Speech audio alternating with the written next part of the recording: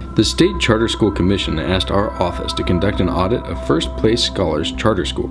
First Place Scholars was the first publicly funded school under Washington's Charter School Initiative. We talked with Cheryl Thresher about the audit.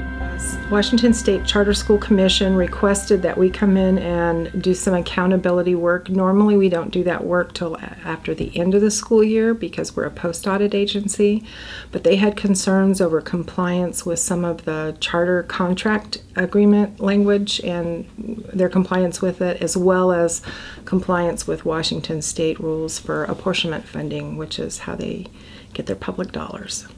With this one, we went in and we looked at their charter agreement because that was one of the concerns that they had, and because they are different than public schools in that they didn't have to follow all of the RCWs that our regular school districts have to follow. So we wanted to find what they did and didn't have to comply with. We also looked at their banking activities, and we looked at their contracts, both with their vendors and all of their payroll. Then we looked at the funding areas. Staff mix, basic enrollment, and special education were the three funding areas that we looked at. And then we looked at their compliance with the Open Public Meetings Act. Our report included 4 findings. Our first finding dealt with the reporting of student enrollment and teacher education and experience. At First Place, they did not have any teacher files that had experience or education that were maintained on site. They weren't aware of the staff mix reporting requirements or that they needed to maintain those documents. But one of the rules in order to get public funding is those teachers must be endorsed in Washington State. And 5 of those teachers did not have a Washington certification as of the beginning of the school year in September. Our second finding addressed a lack of financial controls over revenues, expenditures, and cash.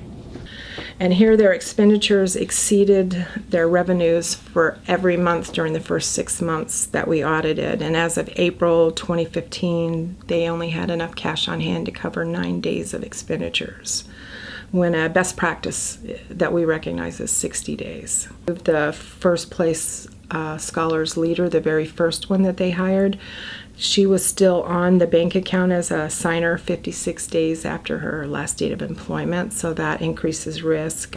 We also found the charter school used public funds for nonprofit expenses.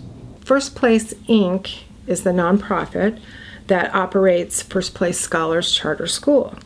And each of them, although they maintain separate bank accounts, they use the same EIN number. The board is the same for both, the not-for-profit and for the charter school.